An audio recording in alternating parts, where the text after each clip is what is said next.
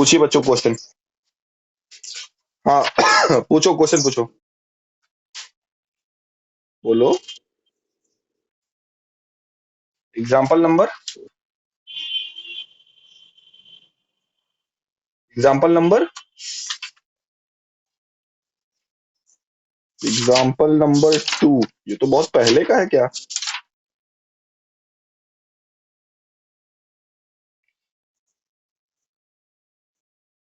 अच्छा, बोला जा रहा है एग्जाम्पल नंबर 2। देखिए है क्या क्वेश्चन। एग्जाम्पल नंबर 2, क्वेश्चन बोला जा रहा है, if angle B and angle Q are acute angle such that sine B equals to sine Q. Sine B equals to sine Q, ये हमें गिवन है। और ये भी गिवन है कि एंगल बी और एंगल क्यू, ये दोनों ही एंगल कैसे एंगल हैं? एक्यूट एंगल है। और अगर एंगल एक्यूट है तो इसका मतलब दोनों की वैल्यू लेस देन 90 डिग्री है, 90 डिग्री से कम है दोनों एंगल। अच्छा, तो बोला जा रहा है देन प्रूव दैट, आप प्रूफ करिए कि angle B is equals to angle Q. तो इसमें कुछ नहीं करना बच्चों। आप देखिए इसमें पहले वाले के लिए आप चाहे तो एक राइट एंगल ट्राइंगल कंसीडर कर लीजिए। यहाँ पर इसको नाम दे दीजिए बी, इसको ए और इसको सी। ये एक राइट एंगल ट्रायंगल है जिसका ये एंगल बी है। और फिगर से आप देख के बता सकते हो बेटा कि यहाँ पर जो एंगल बी है वो एक्यूट एंगल है कि नहीं।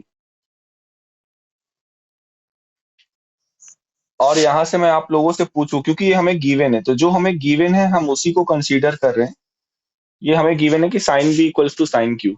यहाँ से मैं आप लोगों से पूछूं कि sine B equals to what, इस फिगर के अकॉर्डिंग आप बताइए। हाँ बोलो। हाँ, तो ए सी या सी ए अपॉन बी सी, बिल्कुल ऐसा लिख सकते हैं। अच्छा, उसी तरह से एक और राइट एंगल ट्रायंगल हम कंसीडर कर रहे हैं, जहां पर ये बी की जगह पे यहाँ पे हम क्यू इसको कह दे रहे हैं, ये पी है। और सपोज करिए ये आर है। और इस फिगर से, सेकंड वाले फिगर से बच्चों, अगर मैं पूछूं साइन क्यू क्या होगा, तो बताइए साइन क्यू की वैल्यू क्या होगी।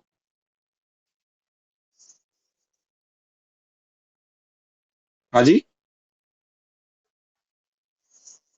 हाँ, परपेंडिकुलर है पी आर और हाइपोटेनियस है क्यू आर। क्लियर है सभी को यहाँ तक, कोई दिक्कत? अच्छा।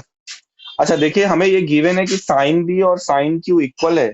तो यहाँ से इसको इक्वेशन नंबर 1 मान लीजिए, इसको इक्वेशन नंबर 2 मान लीजिए। बाई इक्वेशन 1 एंड 2 हम ऐसा लिख सकते हैं क्या, A C upon B C must be equals to P R upon Q R. ऐसा लिख सकते हैं कि नहीं? और इसको बच्चों किसी कांस्टेंट के इक्वल आप मान लीजिए, थोड़ी देर के लिए इक्वल्स टू के हमने मान लिया, इसकी जरूरत पड़ेगी आगे। ओके, यहाँ तक कोई दिक्कत किसी को? अच्छा, अब क्या करिए, आप जरा देखिए, यहाँ पे पाइथागोरस थ्योरम का यूज करने जा रहे हैं। और पाइथागोरस थ्योरम का यूज करके दोनों ही ट्रायंगल में बेस का रेशियो लेते हैं। किसका? बेस का, दोनों ट्रायंगल के बेस का रेशियो लेते हैं। देखिए क्या आएगा। यानी अगर मैं पहले वाले ट्रायंगल से ए बी लिखूं और अपॉन में दूसरे वाले ट्रायंगल से पी क्यू लिखूं, तो बताइए बच्चों ए बी को क्या लिख सकते हो? Under root. हाँ, ये इस ट्रायंगल का बेस है ना। यानी कि बी सी का स्क्वायर माइनस ए सी स्क्वायर, ऐसा लिख सकते हैं कि नहीं? और अपॉन में इस वाले ट्रायंगल पे बेस पी क्यू है। अब पी क्यू को क्या लिख, फिर से बोलो, फिर से बोलो।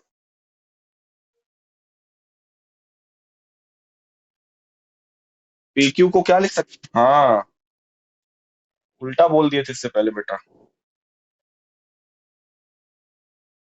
ओके, ये हो जाएगा क्यू आर का स्क्वायर माइनस पी आर का स्क्वायर। अब जरा, अब देखिए आप क्या करेंगे, जो हमने अभी रेशियो निकाला है उसका हम यूज करेंगे। रेशियो इन द सेंस, यहाँ पर देखिए हमारे पास है क्या, A C upon B C. क्या? A C upon B C equals to के है कि नहीं?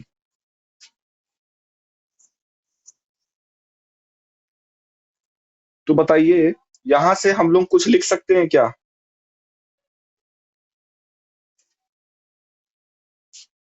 बोलिए।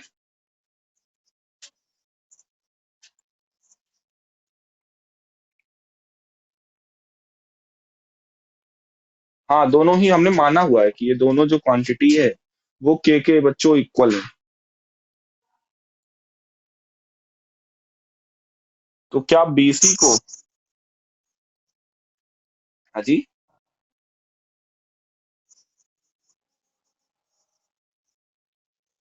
अच्छा, ये बताइए, जो ये हमने ये लिखा हुआ है कि this upon this equals to this upon this equals to K, या फिर इसको अगर हम ऐसे लिख दें बच्चों, आप देखिएगा, बताइएगा अगर किसी को कोई प्रॉब्लम होगी। मैं पी आर को इधर भेज दूं और बीसी को इधर, मतलब A C upon P R equals to B C upon Q R, और इसको इक्वल्स टू के लिखूं तो कोई प्रॉब्लम?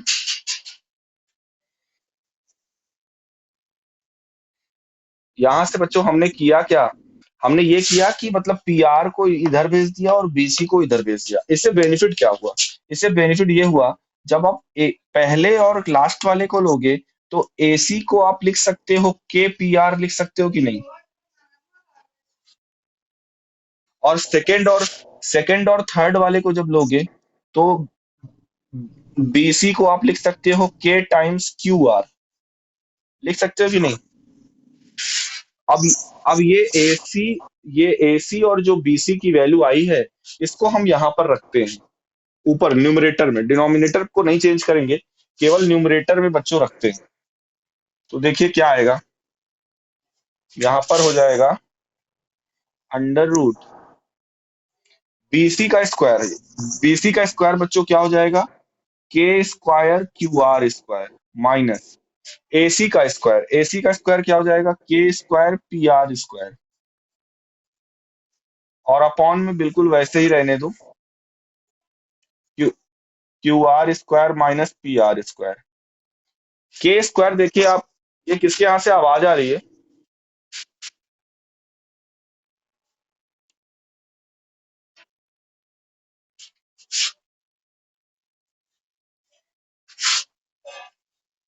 ओके, अब देखिए न्यूमरेटर में के स्क्वायर कॉमन ले सकते हैं क्या?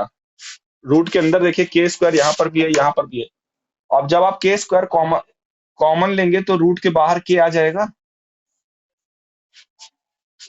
अंदर बचेगा Q R square minus P R square, और अपॉन अपॉन में भी बिल्कुल वही टर्म है, Q R square minus P R square, ये दोनों कैंसिल आउट हो गए बच्चों। ये क्या आ गया? इक्वल्स टू के, क्या? A B upon P Q equals to K, आ गया कि नहीं?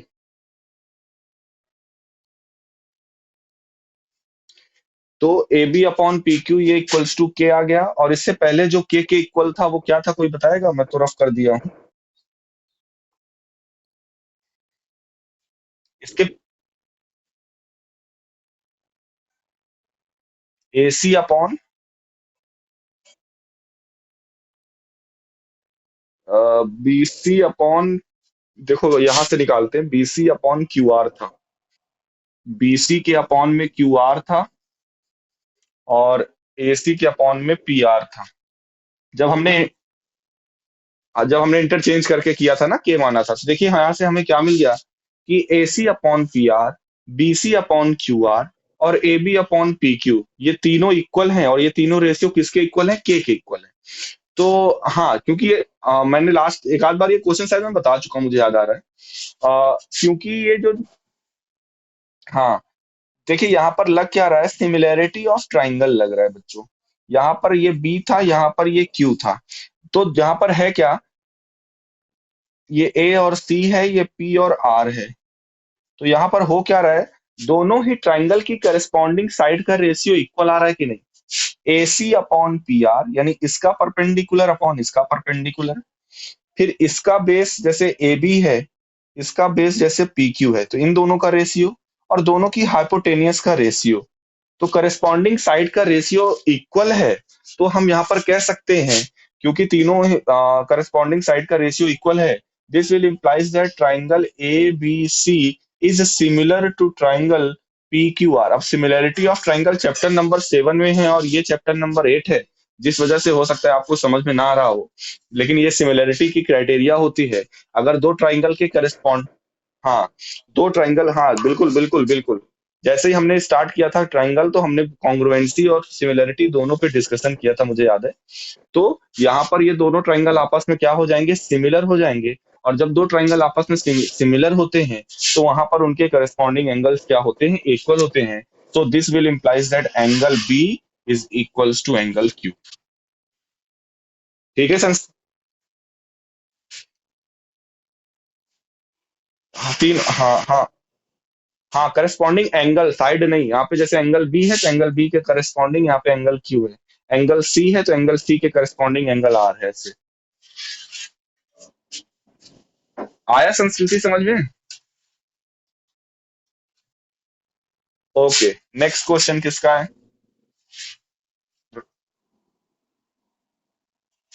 बस बेटा, तुम लोग जो है पीछे जा रहे हो गाड़ी, हम 8.4 क्यों मिस कर रहे हैं, तुम लोग 8.1 पे आ गए।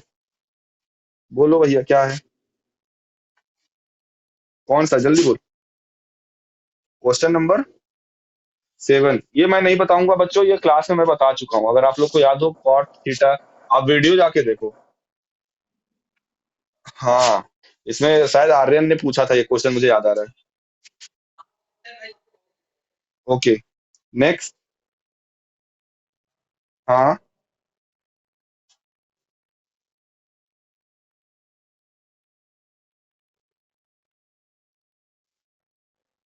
तो 11th वाला ट्रू फॉल्स है। कौन सा 11th का, कौन सा बताना है बताओ। अच्छा देखो, चलो हम 8.1 के 11th के क्वेश्चंस पे डिस्कशन करते हैं। Exercise 8.1 question number 11। पहला क्वेश्चन है, the value of ten A, the value of ten A is always less than 1। ये पूछ रहा है ट्रू है या फॉल्स है। क्या टेन की वैल्यू, टेन थीटा ए का मतलब कोई भी एंगल हो सकता है, वो 0 डिग्री, 60 डिग्री, 30, मतलब कहना का मतलब कोई भी एंगल है टेन में, क्या उसकी वैल्यू हमेशा 1 से छोटी होती है? आप लोगों ने बच्चों पढ़ा हुआ है, since tan 60 degree equals to √3, पढ़ा है कि नहीं? और √3 की वैल्यू होती है 1.732। देखो ये 1 से ज्यादा हो गया कि नहीं? तो इसका मतलब ये जो स्टेटमेंट बोला जा रहा है कि टेन ए की वैल्यू हमेशा 1 से छोटी होती है, ये स्टेटमेंट ट्रू होगा कि फॉल्स होगा? इसका सेकंड क्वेश्चन, इसका सेकंड क्वेश्चन क्या बोला जाए? हाँ बोलो बोलो, संस्कृति बोलो।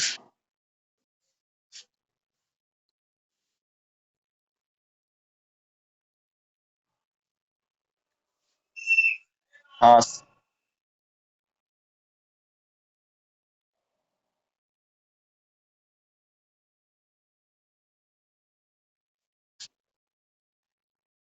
यस सर, बिल्कुल सही है सर। तो हाइपोटेनस यहाँ पर 12 है और ये यहाँ पर 5 है ना?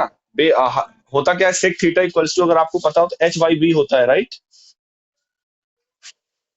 और परपेंडिकुलर निकाल लेंगे, 144 माइनस 25 का स्क्वायर रूट, ये हो जाएगा परपेंडिकुलर। तो बोला बोला जा रहा है क्या सेक में ऐसी वैल्यू हो सकती है? बिल्कुल ऐसी हो सकती है। अच्छा, और थर्ड वाला बोला जा रहा है, cos A is the abbreviation used for cosecant A of angle A, cosecant of angle A. 11th का थर्ड।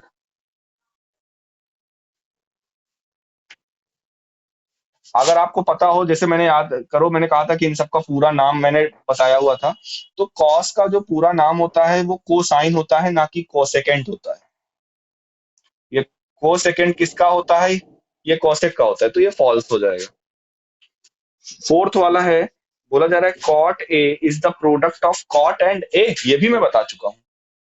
कॉट ए क्या, कि कॉट ए लिखा हुआ है तो क्या इसका मतलब हम ये समझ लें कॉट और ये ए का इंटू हो रहा है, क्या ये सही है क्या?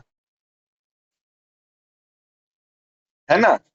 है ना, मैंने पहले था ये एज अ ऑपरेटर वर्क करता है यहाँ पर, इसका ये मतलब नहीं है कि मल्टीप्लाई है, नहीं तो मल्टीप्लाई का मतलब होता तो फिर हमारी मर्जी, हम ए को पहले लिख दें कॉट को बाद में लिख दें, ऐसे भी लिख सकते थे फिर। ए कॉट लास्ट है, साइन थीटा इक्वल्स टू 4/3।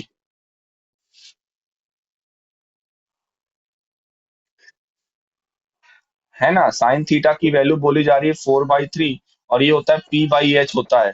और H आपको पता है राइट है, यहाँ पर ये H जो है वो रिप्रेजेंट कर रहा है कि वो परपेंडिकुलर से छोटा है, जो कि किसी भी राइट एंगल ट्राइंगल में ये पॉसिबल नहीं है। तो मैंने 11 के, हाँ अब आओ 8.4 के क्वेश्चन पे आओ, बोलो कौन सा क्वेश्चन।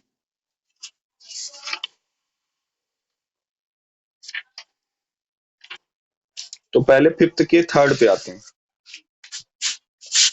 8.4 क्वेश्चन नंबर 5 का थर्ड, प्रूविंग वाला क्वेश्चन है। मैंने पहले ही कहा था प्रूविंग वाले क्वेश्चन ही इंपॉर्टेंट हैं जो आपको दिक्कत करेंगे, बाकी एंगल वाले तो नहीं एंगल वाले कभी नहीं दिक्कत करेंगे आप लोगों को, यही प्रूविंग वाले ही दिक्कत करेंगे। देखिए फिफ्थ का थर्ड क्वेश्चन क्या है, tan theta upon 1 - cot theta plus cot theta upon 1 - tan theta.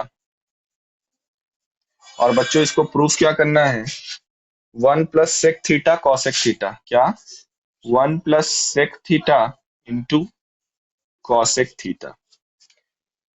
चलिए, अब हिंट हमारे लिए हिंट से मतलब नहीं है, और जो वो हिंट दिया हुआ वो हम लोग हाँ, और तो पहले ही हम कल डिस्कस कर चुके हैं।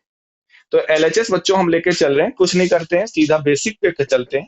टेन और कॉट दो यहाँ पर ट्रिग्नोमेट्रिक रेशियोज हैं, हम दोनों को साइन और कॉस में चेंज करने की कोशिश करते हैं। टेन का होता है साइन बाई कॉस और कॉट का होता है cos cos by sign.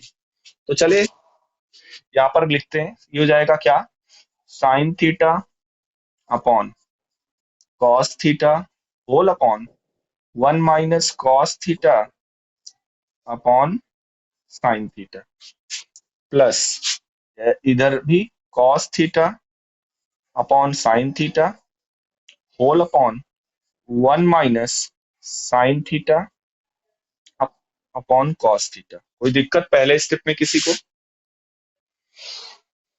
Okay, ये हो जाएगा क्या, sine theta upon cos theta whole upon, यहाँ पे साइन थीटा एलसीएम ले लोगे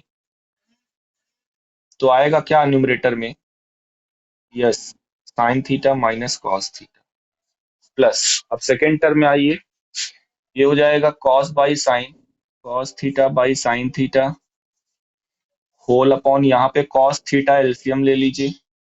जब कॉस थीटा एलसीएम ले लोगे तो ये हो जाएगा क्या, cos theta minus sine theta. यहां तक किसी को कोई दिक्कत? अब देखिए करेंगे क्या, यहाँ पर आपको पता है 1 2 3 4 फोर टर्म्स है, तो ये पलट जाएंगे मल्टीप्लाई के साथ, आपको पता है।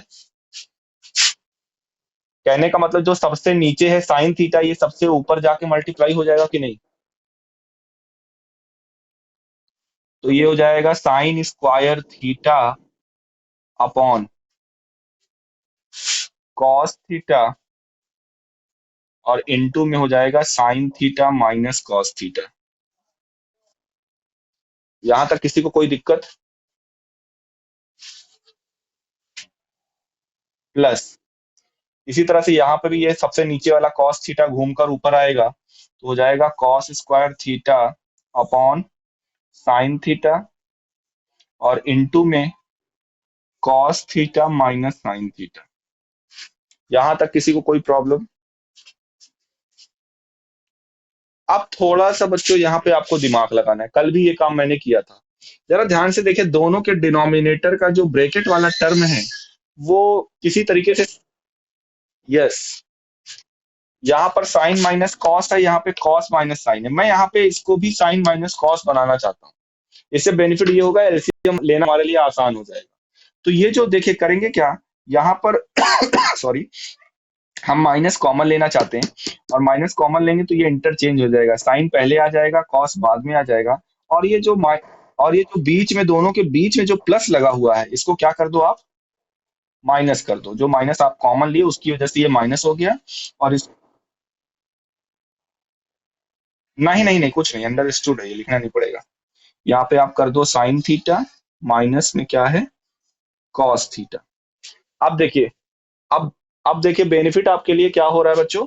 यहाँ पर अब एलसीएम लेना थोड़ा सा आसान हो गया, दोनों का एलसीएम जब लेंगे तो आएगा क्या, साइन थीटा कॉस थीटा, और ब्रैकेट में sine theta minus cos theta, LCM यही आएगा कि नहीं। अब इससे ये होगा कि यहाँ पर मल्टीप्लाई हो जाएगा किससे, साइन से, तो ये हो जाएगा साइन क्यूब थीटा, माइनस यहाँ पर कॉस से मल्टीप्लाई हो जाएगा, ये हो जाएगा कॉस क्यूब थीटा। कोई दिक्कत किसी को यहाँ तक में।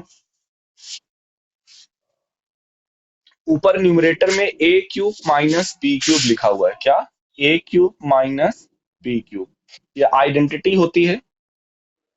क्या होता है फॉर्मूला, नहीं, माइनस ए बी नहीं, प्लस ए बी, ये होता है एक, हाँ, A cube minus B cube identity का ये फॉर्मूला होता है, क्या, एक ब्रैकेट में A minus B, next bracket में A square plus B square plus A B. अब वही चीज यहाँ पर यूज करने जा रहे हैं। तो चलिए, ए हमारे लिए साइन थीटा है और बी हमारे लिए कॉस थीटा है, तो चलिए लिखते हैं उसको।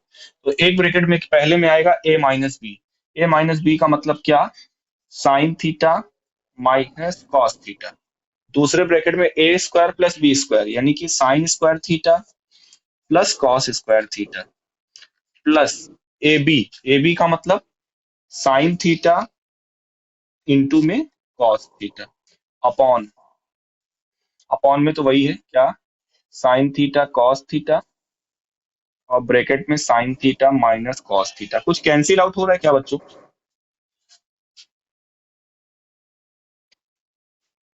Yes, sine theta minus cos theta ये, और यहाँ पर डिनोमिनेटर में भी है sign theta minus cos theta.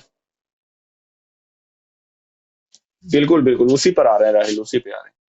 अब देखिए आगे क्या करेंगे, हमें पता है sign square theta plus cos square theta first identity से क्या होता है, वन होता है। तो ये हो जाएगा वन प्लस, क्या हो जाएगा, one plus sign theta cos theta, और होल अपॉन में क्या बचा, केवल साइन थीटा कॉस थीटा। अब करिए क्या, इसको अलग अलग कर दीजिए, मतलब वन के अपॉन में भी साइन थीटा कॉस थीटा, और इसके अपॉन में भी साइन थीटा कॉस थीटा। इससे बेनिफिट क्या हुआ, बेनिफिट ये हुआ कि यहाँ पर साइन थीटा से साइन थीटा कट गया, कॉस थीटा से कॉस थीटा कट गया, बचा वन। और ये देखो लिखा हुआ one upon sine one upon cos, तो इस वाले वन को, जो इधर वन बचा, सेकेंड टर्म में जो वन बचा, इसको हम पहले लिख दे रहे हैं, प्लस वन अपॉन साइन होता है कॉसेक थीटा, और वन अपॉन कॉस होता है सेक थीटा।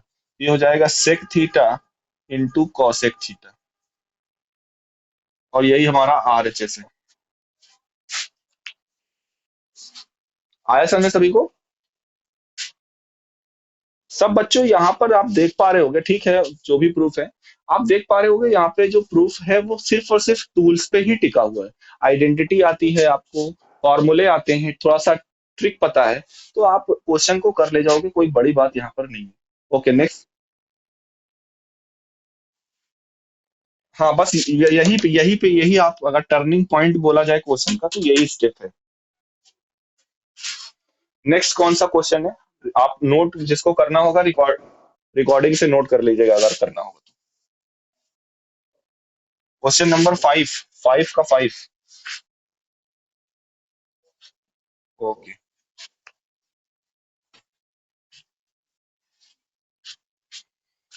ये अच्छा क्वेश्चन है। क्वेश्चन नंबर फाइव का फाइव, देखिए बोला जा रहा है क्या, cos A minus sine A plus one, cos A minus sine A plus one upon cos A plus sine A minus one,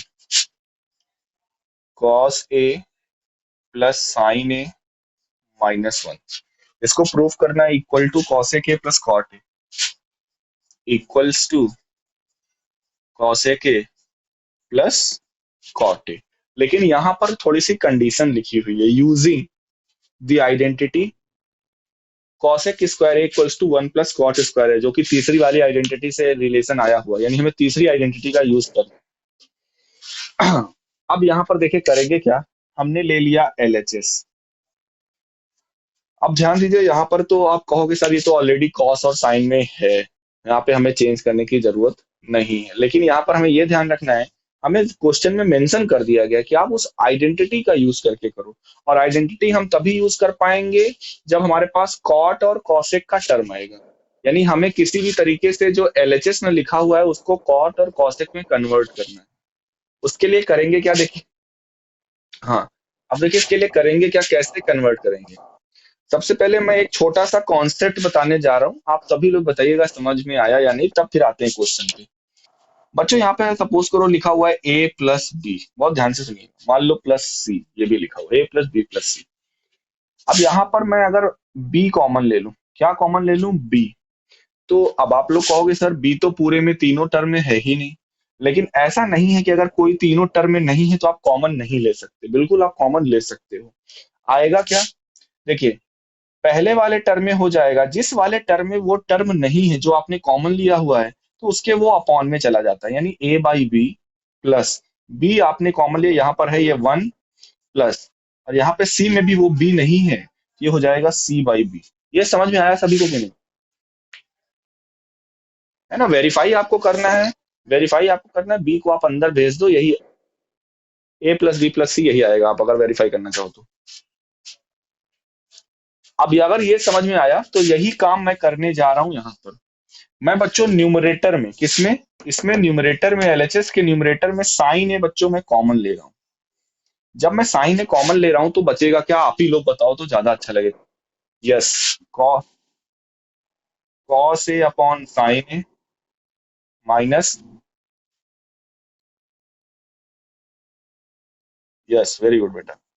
same यही चीज डिनोमिनेटर में भी करिए, डिनोमिनेटर में भी साइन ही आप लोग कॉमन लीजिए।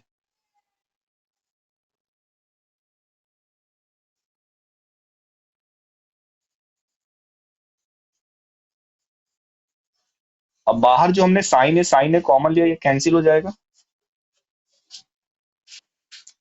और अब देखिए, कॉस अपॉन साइन कुछ होता है क्या, क्या होता है, टैन होता है कि कॉट होता है, कॉट होता है। ये हो जाएगा क्या, cot A minus one plus one upon sine को क्या लिख सकते हैं, कॉसेक ए। इसी तरह से डिनोमिनेटर में आइए, डिनोमिनेटर को देखिए, cot A plus one minus cosec A. कोई दिक्कत यहां तक किसी को। अब क्या करिए, देखिए अब क्या करिए, कॉट ए माइनस मैं कॉमन ले रहा हूं इन दोनों में, इससे होगा क्या, अंदर क्या आ जाएगा, वन माइनस कॉसेक ए। अंदर क्या आ जाएगा, वन माइनस कॉसेक ए। और अपॉन वाले में ऐसे ही लिखा रहने दीजिए, कॉट ए प्लस, अब ब्रैकेट लगा दीजिए क्या, वन माइनस कॉसेक ए। इससे ये हो गया। अब हम इसके कॉन्जुगेट से, जो डिनोमिनेटर लिखा हुआ है, इसके कॉन्जुगेट से ऊपर नीचे बच्चों मल्टीप्लाई कर सकते हैं। मतलब किससे, cot A minus one minus cosec A के न्यूमरेटर और डिनोमिनेटर में मल्टीप्लाई। कहाँ से समझाना है, ये वाला कि इसके नीचे वाला। देखो हमने किया क्या, देखो हमने किया क्या, यहाँ पर था cot A minus one plus cosec A. ये पहला टर्म हमने कॉट ए को एज इट इज लिख दिया। लेकिन सेकंड और थर्ड टर्म में देखो, सेकंड टर्म माइनस वन है, थर्ड टर्म प्लस कॉसेक ए है, तो हम सेकंड और थर्ड में ये जो माइनस लिखा हुआ है उसको हम कॉमन लेना चाहते हैं। कहने का मतलब हमने वन और कॉसेक ए को ब्रैकेट के अंदर लिखा। आप चाहो तो देखो, जैसे ही अगर आप ब्रैकेट हटाते हो तो माइनस अंदर जाए, और नीचे नीचे वाले में तो कोई फर्क हमने किया ही नहीं, बस केवल ब्रैकेट लगा दिया, क्योंकि यहाँ पे प्लस साइन था तो वो प्लस ही रहा है। तो इसमें कोई फर्क पड़ेगा नहीं, ब्रैकेट हटा दोगे तो भी, रखोगे तो भी। और इससे बेनिफिट ये हुआ कि हमारा ये टर्म दोनों सेम हो गया, और यहाँ पर ये वाले टर्म भी दोनों सेम हो गए कि नहीं। और इसलिए अब हमने क्या किया, डिनोमिनेटर के कॉन्जुगेट से ऊपर नीचे हमने मल्टीप्लाई किया। डिनोमिनेटर क्या था, cot A plus one minus cosec A. तो जो बीच में यहाँ पे प्लस लगा हुआ है, यहाँ पर हमने बीच में क्या लगा दिया, माइनस। तो cot A minus one minus cosec A से ऊपर नीचे मल्टीप्लाई कर दिया। कोई दिक्कत यहाँ पर किसी को। ओके, अब देखिए, जब आप मल्टीप्लाई करोगे तो न्यूमरेटर में हो जाएगा cot A minus 1 - cosec A का होल स्क्वायर, हो जाएगा कि नहीं। और डिनोमिनेटर में ए प्लस बी इंटू ए माइनस बी आइडेंटिटी होती है A square minus B square, तो ये हो जाएगा 1 - कॉसेक ए का होल स्क्वायर। राइट, किसी को कोई दिक्कत। अब इसको आप ओपन करिए दोनों को। तो जब ऊपर वाले को ओपन करेंगे तो ये हो जाएगा क्या, कॉट स्क्वायर ए माइनस, क्या होता है ए माइनस बी का होल स्क्वायर, सॉरी, तो हो जाता है A square plus B square, B square का मतलब 1 - कॉसेक ए का होल स्क्वायर, -2ab मतलब 2 कॉट ए, और इंटू में 1 - कॉसेक ए, और अपॉन में कॉट स्क्वायर ए माइनस, इसको ए माइनस बी का होल स्क्वायर ओपन करो, A square plus B square -2ab मतलब 2 कॉसेक ए। ठीक है, अब इधर लिखते हैं, इधर थोड़ा कंजेस्टेड हो रहा है, इधर रफ करके लिखते हैं।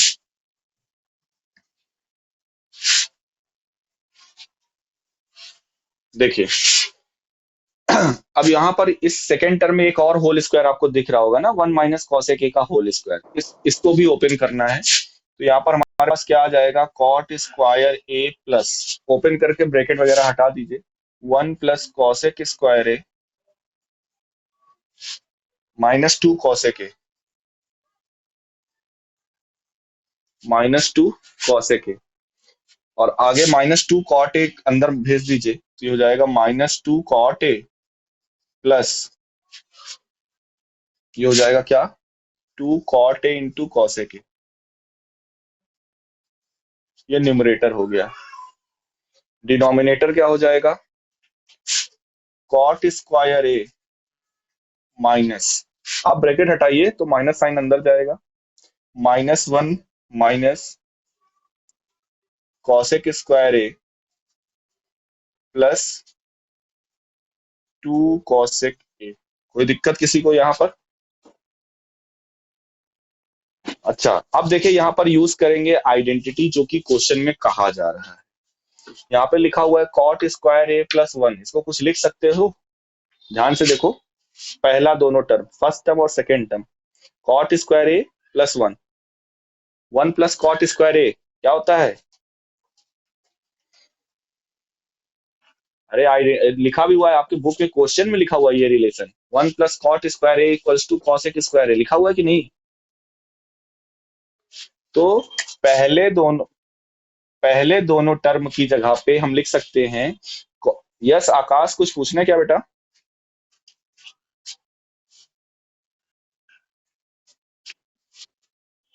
ओके, तो देखिए 1 + कॉट स्क्वायर ए हो जाएगा कॉसेक स्क्वायर ए, और प्लस यहाँ पे कॉसेक स्क्वायर एक और लिखा हुआ है, तो कितना कॉसेक स्क्वायर ए हो जाएगा, 2 cosec square A -2 cosec A -2 cot A plus 2 cot A into में कॉसेक ए। ओके, डिनोमिनेटर में आ जाइए। अब डिनोमिनेटर में देखिए लिखा हुआ है कॉट स्क्वायर ए -1 माइनस कॉसेक स्क्वायर ए, यहां से भी कुछ बन सकता है,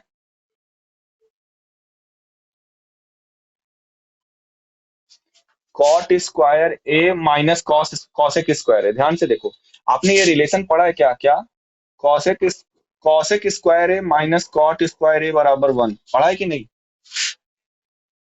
लेकिन हमारे पास क्या है, हमारे पास है cot square A minus cosec square ए, तो ये 1 ना आकर ये -1 आएगा, आएगा कि नहीं, जरा ध्यान से देखो, ये -1, और एक -1 यहाँ पे ऑलरेडी लिखा हुआ है, तो -1 ये क्या हो जाएगा, -2, और आगे क्या लिखा हुआ है, प्लस 2 कॉसेक ए। कोई दिक्कत यहाँ तक। अब देखिए यहाँ पर क्या करेंगे, पहले टर्म और लास्ट टर्म का पेयर बनाएंगे, मतलब कॉमन लेंगे पहले टर्म और लास्ट टर्म, क्या कॉमन मिलेगा, 2 कॉमन मिलेगा, साथ ही साथ कॉसेक ए भी कॉमन मिलेगा, है ना। तो अगर हम 2 कॉसेक ए कॉमन ले लेते हैं, 2 कॉसेक ए, तो क्या बचेगा,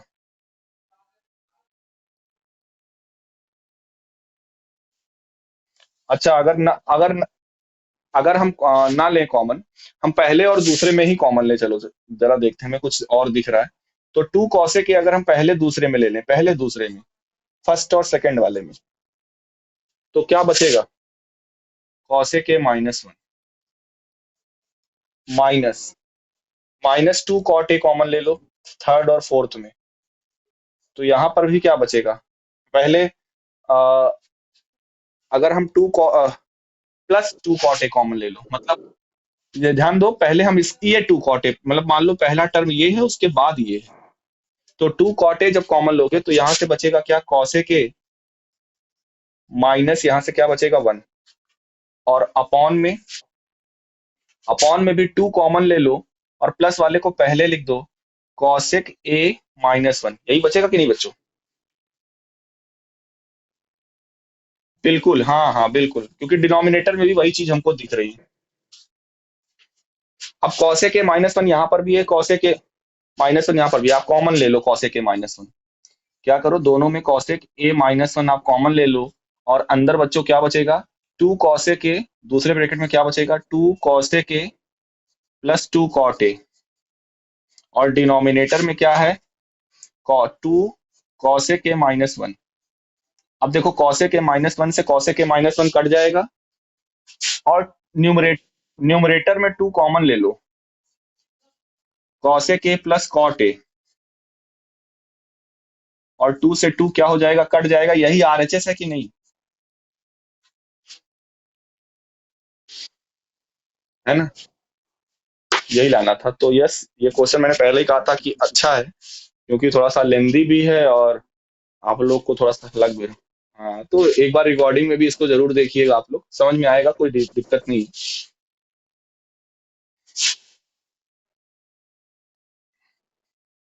क्लास भी मेरे ख्याल से ओवर होने वाली है अभी, और क्वेश्चन जो होगा तो फिर अगली क्लास में डिस्कस कर लेंगे। आप लोग, आप रेफरेंस वगैरह से लगा के रखिएगा।